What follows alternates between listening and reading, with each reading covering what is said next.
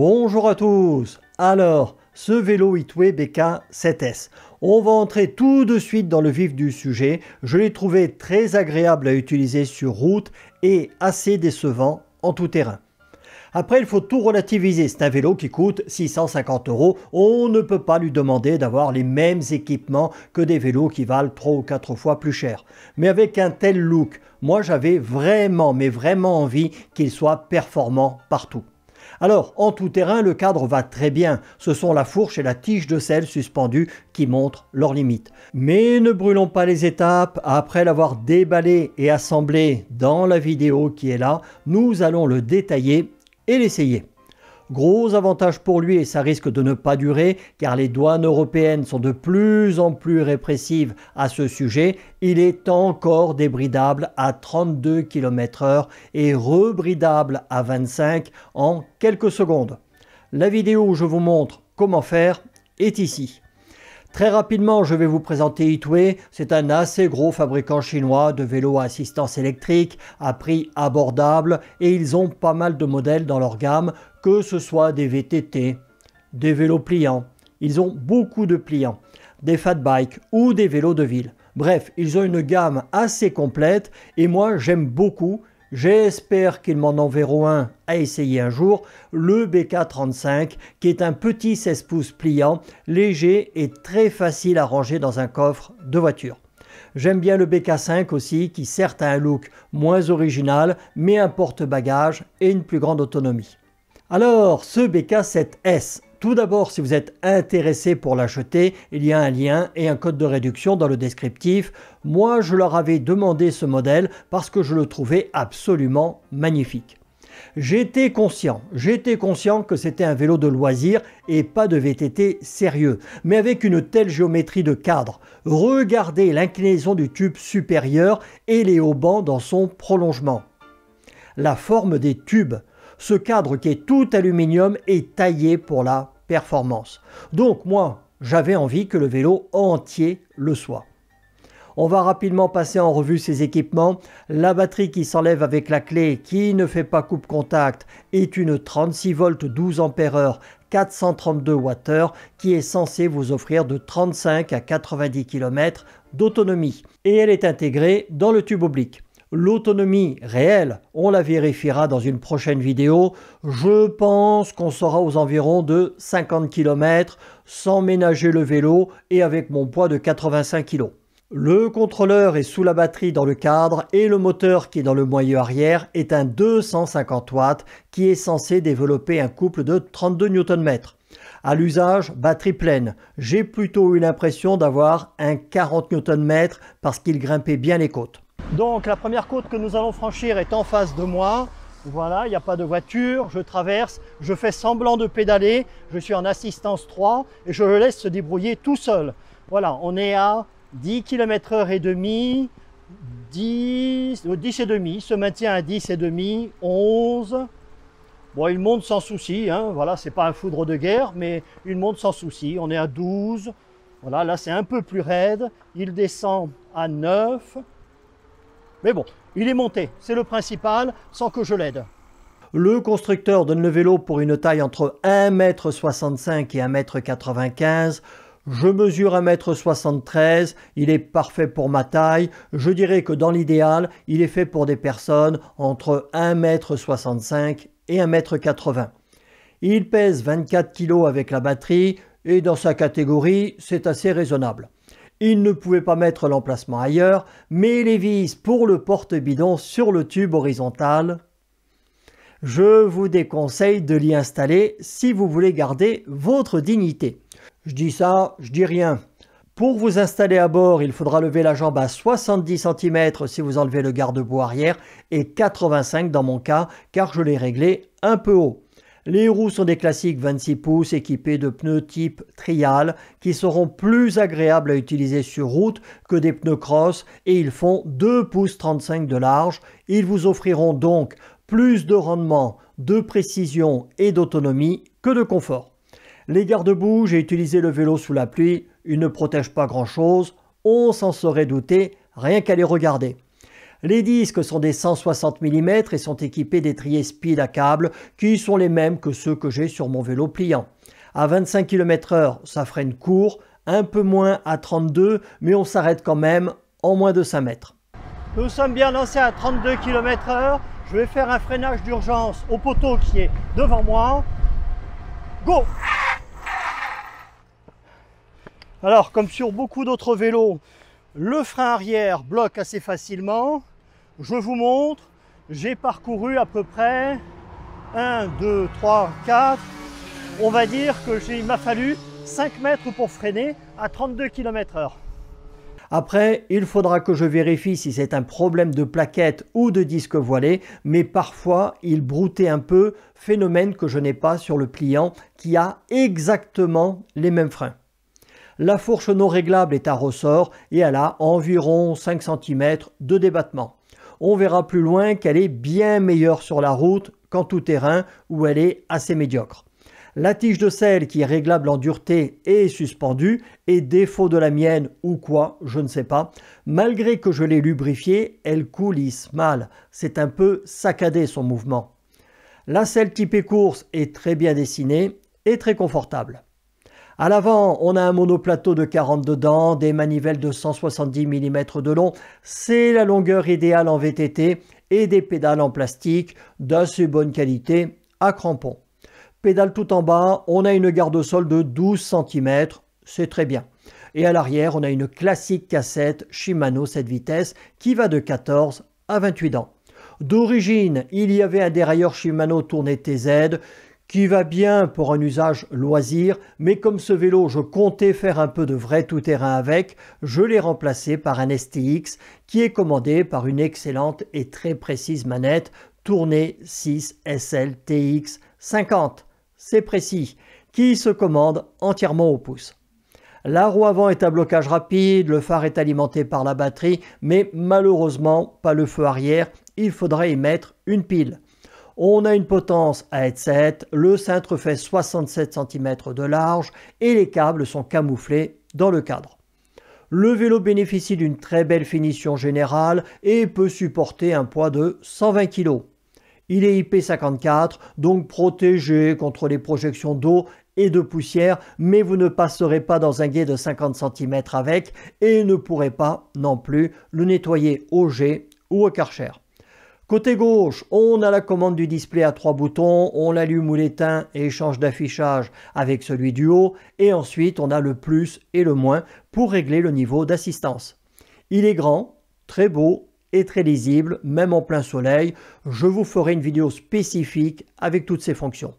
Il a des poignées ergonomiques avec des repose-paumes qui tiennent bien, elles ne tournent pas trop et au pire, on pourra toujours les coller. Les commandes tombent bien sous les mains et les leviers se prennent à 4 doigts. Bon, on va rouler. Voilà, on se retrouve donc à Alès sur une piste cyclable en bord de Gardon, comme pour mes autres tests. Et là, je pédale en assistance 0, donc en pur musculaire, à 15 km/h. Et comme il n'y a pas beaucoup de résistance dans le moteur à l'arrière, bien je peux pédaler comme ça sans problème. Voilà. Je ne pourrais pas pédaler beaucoup plus vite parce que ce serait trop physique, mais à 15 km/h, je peux l'emmener sans souci. Donc si on a une panne de batterie ou si on veut faire du pur musculaire, eh bien on peut le faire à vitesse raisonnable, en balade. Au niveau de la position de conduite, je suis à 80% à peu près de mon poids sur la selle et 20% sur les poignets. Pour moi, c'est la meilleure position de conduite à avoir si on ne veut pas rapidement déjà se fatiguer parce qu'on aura moins d'énergie pour pédaler, on sera moins efficient. Et ensuite, si on a trop de poids sur la selle, eh bien on aura au bout de 20 ou 30 bornes quand même assez rapidement mal aux fesses. Je trouve que le guidon est d'une bonne largeur, il permet à la fois de bien maîtriser le vélo sans être trop large, comme ça on peut quand même se faufiler. Les poignées, elles sont très confortables, mais elles ont tendance quand même un petit peu à tourner, donc dans l'idéal il faudrait les coller.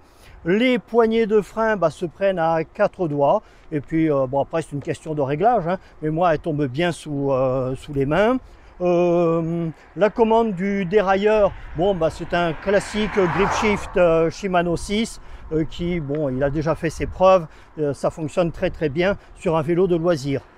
Ensuite, on a côté gauche, au pouce, les commandes, on les a déjà vues dans la présentation du vélo pour augmenter ou diminuer l'assistance ou changer de mode. Ça c'est pareil, c'est très accessible. Et puis le guidon, enfin pour moi, pour ma taille, je mesure 1,73 m, est un petit peu plus bas que la selle. Donc pour moi, j'ai une très très bonne position sur ce vélo. Et le recul de la selle par rapport au guidon est bien aussi pour moi.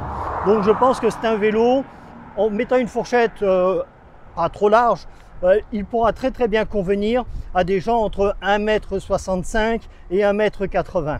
Voilà, on arrive au bout de la piste cyclable. On va voir quelle largeur il me faut pour faire un demi-tour sans poser le pied à terre.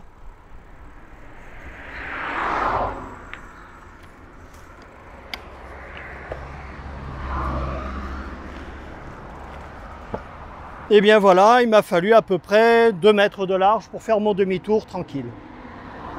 Alors, nous sommes en mode bridé, on va faire une première accélération de 0 à 25 km/h avec un départ en 4e vitesse et en assistance 3. Allez, 3, 2, 1, go, c'est parti!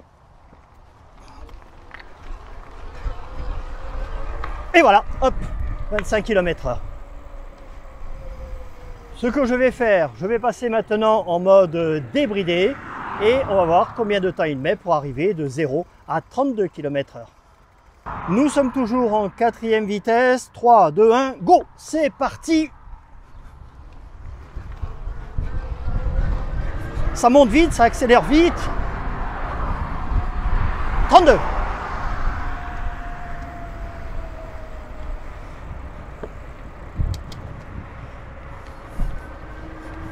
Nous sommes bien lancés à 32 km/h.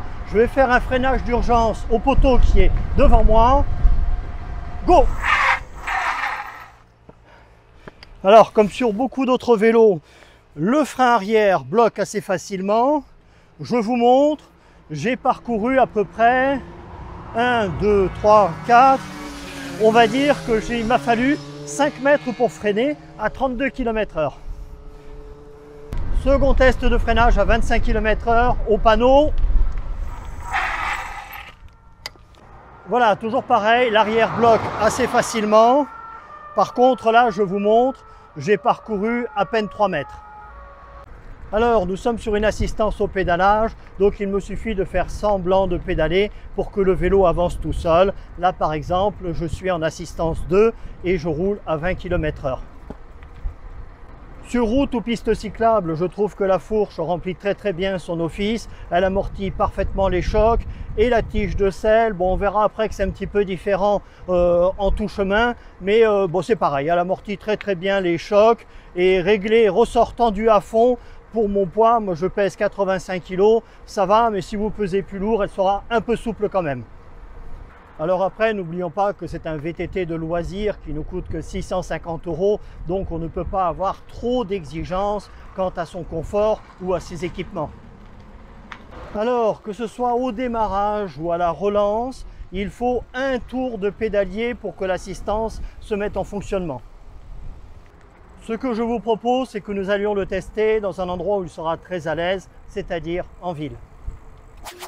Voilà, donc nous sommes sur mon parcours habituel en centre-ville. On a un premier coussin berlinois devant nous, ça passe sans souci. Une grille d'évacuation des eaux de pluie, pareil. J'étais en assistance 2, je repasse en assistance 1.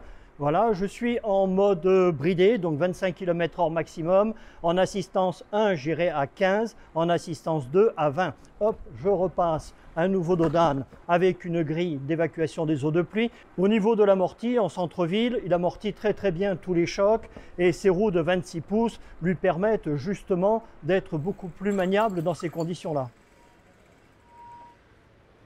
Alors, nous allons tester sa maniabilité avec du mobilier urbain. Forcément, ça sera moins maniable que le pliant avec des roues de 20 pouces que j'avais testé il y a quelques semaines. Mais bon, ça va, ça passe un petit peu partout sans souci, hein. J'arrive à me faufiler, vous voyez, entre tous les éléments du mobilier urbain. Là, on va contourner ce petit plot. De toute façon, on fera le test de maniabilité habituel tout à l'heure. Voilà. Donc, il est très très à l'aise en ville. Ce que je vais faire aussi il y a des souches un petit peu plus loin, je vais passer dessus.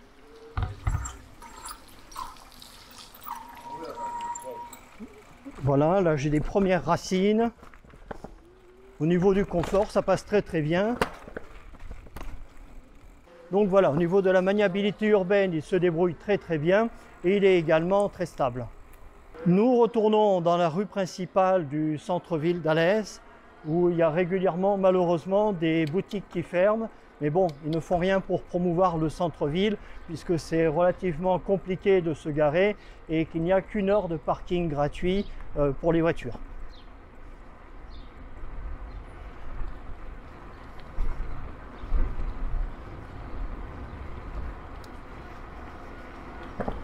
Là, je suis en assistance 3, 20 km/h sur une route qui n'est pas en très très bon état et ça amortit très très bien toutes les aspérités. Nous allons aller sur la place de la mairie, voilà. Et comme je l'ai fait avec les vélos précédents, nous allons monter la côte qui est juste en face de moi sans se servir des pédales. On est en assistance 3, je suis sur la 5e vitesse, je vais prendre très très peu d'élan, pas de voiture à droite, pas de voiture à gauche. Allez, je me lance. Ça y est, l'assistance est en marche. Donc maintenant, je fais semblant de pédaler. On est à 11 km/h, 10, 9 km/h. Il peine un petit peu quand même, hein, mais bon, il monte tranquille. 8, 8,5, 9. Il reprend un petit peu de vitesse. On arrive à 10 km/h. Là, la côte va se durcir. On va voir ce que ça donne. On est à 11 km/h. On descend à 10, 8, 7,5. Alors, je n'avais que 2 barrettes à la batterie. C'est ce qui explique peut-être aussi qu'il n'ait pas donné son plein potentiel pour monter la côte. Maintenant, nous allons faire la descente et un freinage tout en bas sans écraser les pigeons. Le freinage est un petit peu saccadé quand même. Je ne sais pas si j'ai pas un disque voilé. Nous nous retrouvons au niveau des voies sur berge en bord de Gardon. Nous sommes en assistance 1. Au niveau du confort, là, bon, c'est un terrain qui est très praticable, hein. Pour l'instant, ça va, c'est correct. Je passe une rigole, voilà, c'est fait. Par contre, bon, on sent quand même la tige de selle. Il y a comme des saccades dans son coulissement. C'est pas fluide comme sur le pliant que j'avais essayé. On voit que la tige de selle est de moins bonne qualité et pourtant je l'ai graissée. La fourche, allez, on va dire qu'elle est correcte pour faire de la route, ce genre de choses, mais en tout terrain, c'est une fourche, on va dire, trop bas de gamme pour pouvoir vraiment faire du tout terrain dans un bon confort. Vous voyez là, à chaque fois que je passe sur des cailloux, bon, je sens quand même pas mal toutes les aspérités. Alors après, attention, il faut relativiser ce que je dis. On va passer une nouvelle rigole. Voilà, il faut relativiser ce que je dis, puisque là, on est sur des pneus en 2,25, je crois, de large. Donc, avec un faible volume d'air à l'intérieur et qui amortissent peu les chocs. Tandis que sur le vélo pliant que j'avais essayé, c'était des pneus en 3 pouces, donc qui amortissaient beaucoup mieux les chocs, hein. Là, il y a pas mal de déchets de bois, je passe dessus. Bon, ça amortit, hein, ça fait le boulot, mais on sent que ce n'est pas du matériel haut de gamme au niveau de la fourche et de la tige de selle pour l'amorti. Donc, on va dire, ça fera un bon vélo de balade pour faire du tout chemin, pour faire de la ville, pour faire de la route, parce que la position de conduite est excellente. On peut aussi pédaler en assistance 0 en roulant aux environs de 15 km/h, comme je l'ai fait tout à l'heure. Le moteur ne freine pas lorsque vous pédalez. Donc c'est un bon petit vélo polyvalent, mais ce n'est pas un vrai VTT, tout simplement. Par contre, au niveau de la précision, il est très très précis, hein, dans les manœuvres. On arrive à l'amener où on veut, il est stable sur les appuis, tout ça. C'est un vélo qui est sain dans l'ensemble.